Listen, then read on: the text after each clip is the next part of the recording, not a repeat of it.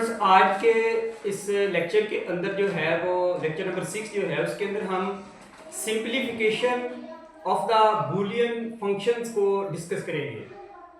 हमारे पास हमने अभी तक जो है वो बूलियन फंक्शंस को डिस्कस कर लिया है कि बूलियन फंक्शंस क्या होते हैं और किस तरीके से हम उनको प्रूव कर सकते हैं, यानी कि हम उसको ट्रुथ टेबल के जरिए से भी प्रूव कर सकते हैं और फिर हमने उसकी लॉजिक जो है वो सर्किट डायग्राम जो है वो सेट कर दी है और उसके जरिए से भी हम प्रूव कर सकते होते हैं।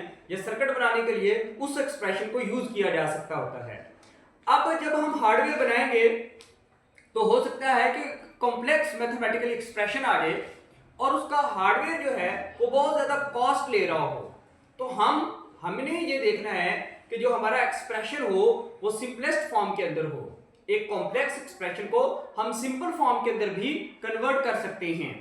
मिसाल के तौर पर अगर हमारे पास एक चार चीजें हैं 1 2 3 4 और ये इन सब का मतलब कि अगर हम ये चार लिखने की बजाय अगर मैं ये लिख दूंगा 1 2 3 3 6 और 10, मतलब कि मैं सिर्फ एक 10 लिख दूं तो उसका भी मतलब ये वही है और इस 10 का लिखने का भी मतलब वही होगा। यानी कि सिर्फ एक मेरी कॉस्ट आई या एक हार्डवेयर मैं यूज कर लूंगा 10 वाला एज कंपेयर टू कि मैं वहां पर चार हार्डवेयर जो है वो यूज करूं। तो दिस इज अ सिंप्लीफिकेशन कि हमारे पास एक कॉम्प्लेक्स एक्सप्रेशन आएगा तो हमने उसको क्या कर देना है, बिल्कुल सिंपल बना देना है।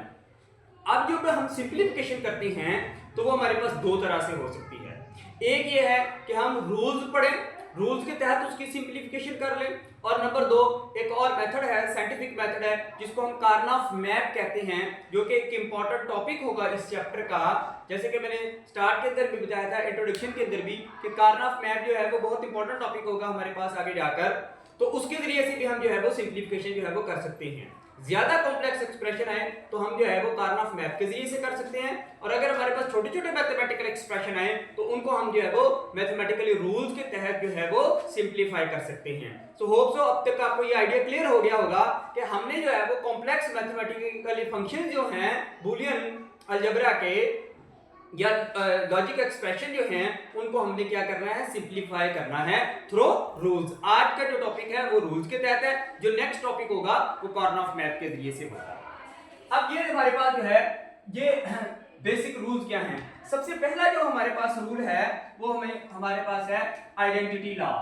आइडेंटिटी लॉ जो है, आइडेंटिटी वैसे भी 1 या 0 को कहते हैं, मतलब कि 1 को कहते हैं आइडेंटिटी, हम हमेशा 1 को कहते हैं या 0 को कहते हैं। तो ये एक्सप्रेशन हमें ये कहता है कि अगर हमारे पास ए कोई इनपुट हो और उसके साथ कभी 0 प्लस कर दिया जाए, आर हो रहा हो, प्लस नहीं है ये आर है, अगर ए इनपुट के साथ आर 0 हो रहा हो तो उसका आंसर हमेशा ए होगा।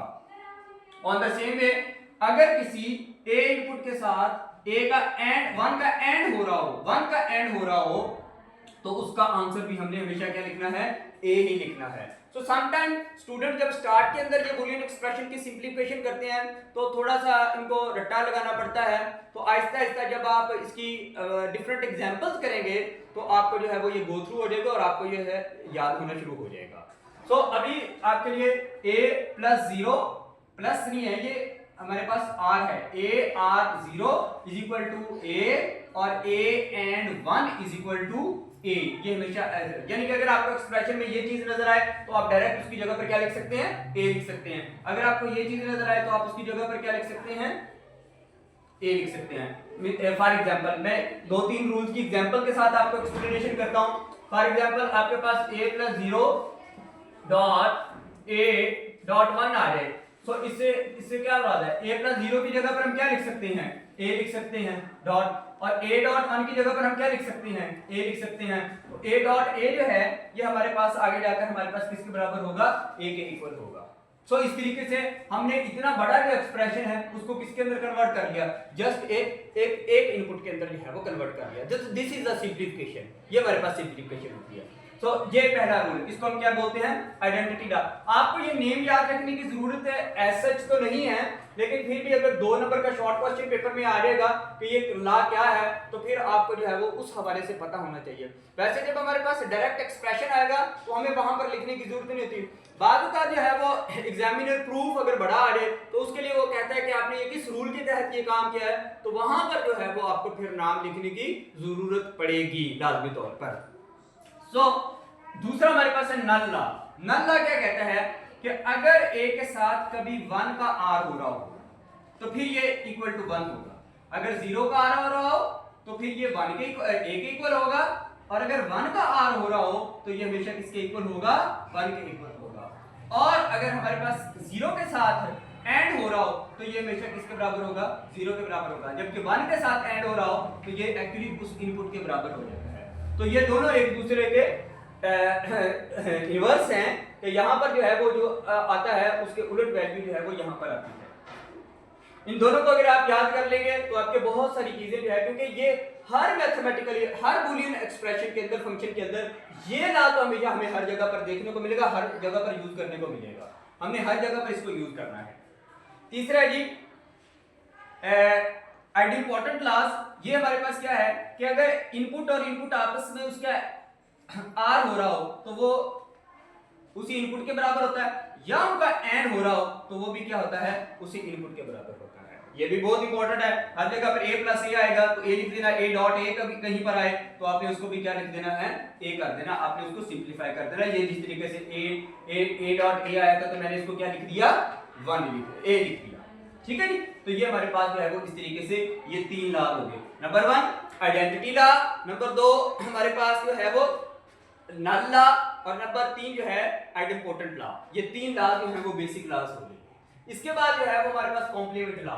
कॉम्प्लीमेंट लॉ हमारे पास क्या है कि अगर a और a के कॉम्प्लीमेंट का r हो रहा हो तो ये हमेशा 1 के इक्वल होगा, और अगर a और a के कॉम्प्लीमेंट का n हो रहा हो तो ये हमेशा किसके बराबर होगा, 0 के बराबर होगा। ये बहुत इंपॉर्टेंट है, इसको भी आपने याद रखना पड़ेगा कि ये भी हमें बहुत जगह पर इस्तेमाल करना पड़ेगा। जहां पर भी कॉम्प्लीमेंट की बात आएगी तो ये दो आपस में सेम चीज है। अगर हमारे पास यहाँ पर ये a और a का कॉम्प्लीमेंट आ जाए तो फिर हमारे पास इसका आंसर फिर हमारे पास क्या आएगा, फिर हम इसको क्या लिखेंगे, 0 लिखेंगे, क्योंकि a और a का कॉम्प्लीमेंट किसके बराबर होता है, 0 के बराबर होता है। अगर यहाँ पर डॉट की जगह पर प्लस होता तो फिर हमने इसको क्या लिखना था, फिर हमने इसको 1 लिख देना था। तो ये दिस इज द सिंपलीफिकेशन, ठीक है। तो ये इस तरीके से हम इन लॉज को यूज करके अपने मैथमेटिकली जो बूलियन एक्सप्रेशन है, फंक्शन है, उसको हम क्या करेंगे, सिंपलीफाई करेंगे। फिर उसके बाद कम्यूटेटिव लॉ। कम्यूटेटिव लॉ बिल्कुल वही है जो कम्यूटेटिव प्रॉपर्टी होती है, बिल्कुल कि a और b हमेशा किसके बराबर होते हैं, b और a के बराबर होगा, या a dot b, a and b किसके बराबर होगा, b एंड a के बराबर होगा। ये कम्यूटेटिव लॉ को भी होल्ड करता है। एसोसिएटिव लॉ भी बिल्कुल सेम है कि a और b और c आ जाए तो हम a को पहले बाहर लिख लेंगे और फिर b प्लस c कर देंगे, तो ये हमारे पास associative law with respect to addition आ जाएगा। और अगर इसी तरीके से हम मल्टीप्लिकेशन की बात करें कि a dot b dot c, ये हमारे पास किसके बराबर होगा, a dot b dot c। तो मल्टीप्लिकेशन के लिहाज से भी ये लॉ ओबे करता है, और एडिशन के लिहाज से भी एसोसिएटिव लॉ जो है वो बूलियन एक्सप्रेशन का ओबे करता है। फिर उसके बाद बहुत जगहों पर डिस्ट्रीब्यूशन लॉ की बात आएगी। डिस्ट्रीब्यूशन लॉ क्या कहता है कि अगर आपके पास दो, एक ब्रैकेट के अंदर दो जो है वो इनपुट्स आपस में आर हो रही हो और कोई तीसरी इसके साथ जो है वो ऐड हो रही है, तो फिर आप क्या करेंगे कि पहले इसको इसके साथ ऐड कर देंगे और फिर इसको इसके साथ ऐड कर देंगे, यानी कि a डॉट b और दरमियान में वही सिंबल रखेंगे r वाला, और a डॉट c जो है वो हमारे पास हो जाएगा। ऑन द सेम वे अगर हमारे पास ब्रैकेट के अंदर ऐड है और बाहर जो है वो r है, तो फिर हम क्या करेंगे कि ये वाला एक्सप्रेशन जो है वो डॉट वाला ये यहाँ पर लिखेंगे। आपने हमेशा ये याद रखना है कि जो ब्रैकेट के अंदर वाला है सिंबल वो यहाँ पर लगाना है। ये देखिए ब्रैकेट के अंदर था वो यहाँ पर लगा दिया, ये ब्रैकेट के अंदर है वो यहाँ पर लगा देना है, और a ये वाला सिंबल जो है वो यहाँ पर लगा देंगे, a प्लस b, ये a प्लस b, और a प्लस c, ये a प्लस c आ गया। तो बस इसके लिए आपने ये रूल याद रखना है कि जो ब्रैकेट के अंदर वाला सिंबल होगा वो आपने जो है वो इन दोनों ब्रैकेट्स के दरमियान में इस्तेमाल करना है। उसके बाद जो है वो हमारे पास अब्जॉर्प्शन लॉ। अब्जॉर्प्शन लॉ भी बहुत ज्यादा इस्तेमाल होगा सिंपलीफिकेशन के अंदर, a plus a dot b आ जाए, a plus a dot b आ जाए, ठीक है। ये इसका थोड़ा सा एडवांस है, मतलब कि एडवांस वर्जन आप समझ लें कि a plus a dot b आ जाए तो ये हमारे पास किसके बराबर होगा, a के बराबर होगा, और a dot a plus b आ जाए, a प्लस b आए तो ये हमारे पास जो है वो a के बराबर होगा। तो ये बहुत जगहों पर इस्तेमाल होगा। यहाँ पर जो है वो 3 वेरिएबल्स थे, यहाँ पर आप देखेंगे 2 वेरिएबल्स हैं, तो अगर ये वाली सिचुएशन हो तो ये भी किस तरीके से ये जो है वो काम करेगा। एट द एंड हमारे पास दो लॉज बनते हैं। सबसे पहले डी मॉर्गन लॉ है। डी मॉर्गन लॉ है कि अगर ए और बी का कॉम्प्लीमेंट हो तो हमेशा अलग-अलग कॉम्प्लीमेंट बन जाएगा, लेकिन ये आर वाला जो है वो एंड के अंदर कन्वर्ट हो जाएगा। और अगर कभी एंड हो तो फिर वो बाद में जाकर क्या बन जाएगा, अलग-अलग होने पर क्या बन जाएगा, आर बन जाएगा। तो ये मतलब कि ये इसको थोड़ा सा हम कर लेते हैं कि ये अगर कहीं पर हमारे पास एक एक्सप्रेशन है a प्लस बी, इसका कॉम्प्लीमेंट है, तो ये इसको सिंपलीफाई करें और डॉट में लिख देता हूं b डॉट a, इसका जो है वो कॉम्प्लीमेंट है। तो इसको हम अगर करना चाहेंगे तो ये हमारे पास क्या होगा, a प्लस बी, ये a प्लस बी और इसका कॉम्प्लीमेंट है, ये बाहर उस तरफ भी लिख सकते हैं, इस तरफ भी लिख सकते हैं। तो ये हमारे पास किसके बराबर हो जाएगा, a dot b bar dot हमारे पास ये आ गया, तो ये हमारे पास किसके बराबर बन जाएगा, b जो है वो हमारे पास डॉट a, इसका कॉम्प्लीमेंट जो है, इस सारे का कॉम्प्लीमेंट जो है, यानी कि b अब एक्सप्रेशन जस्ट बिफोर है, b dot b bar plus a बार, यानी कि जब डॉट ओपन होगा तो प्लस में होगा, ये प्लस ओपन हुआ तो किस में हो जाएगा, डॉट में ओपन हो जाएगा। ब्रैकेट बेशक ना लगाएं, या दरमियान वाला डॉट जो है वो उसी तरीके से लगता है। बाकी हम जो है वो इसको मजीद जो है वो कर सकते हैं, a बार और a बार और a बार मजीद सिंपलीफिकेशन कर सकते हैं। सिर्फ जस्ट मैंने इसको बताया कि ये किस तरीके से अप्लाई होगा। और एट द एंड जो है वो डबल नेगेशन, यानी कि अगर तो हमने ये देखा हुआ था कि अगर कोई चीज a हो तो इसको a बार यानी कि उसको इन्वर्ट कर देता है, और अगर हम डबल करें यानी कि डबल कर दें तो ये फिर दोबारा उसी के बराबर हो जाएगी। यानी कि अगर हमारे पास जीरो इनपुट है तो इसका एक दफा नेगेशन करेंगे तो क्या आ जाएगा, 1 आ जाएगा, और अगर फिर दोबारा नेगेशन करेंगे तो क्या आ जाएगा, 0 हो जाएगा, यानी कि वो जो है वो उसके दोबारा बराबर बन गई। तो इससे बना है कि डबल नेगेशन आ जाए तो वो उसके सेल्फ जो इनपुट होती है उसके बराबर जो है वो आ जाता है।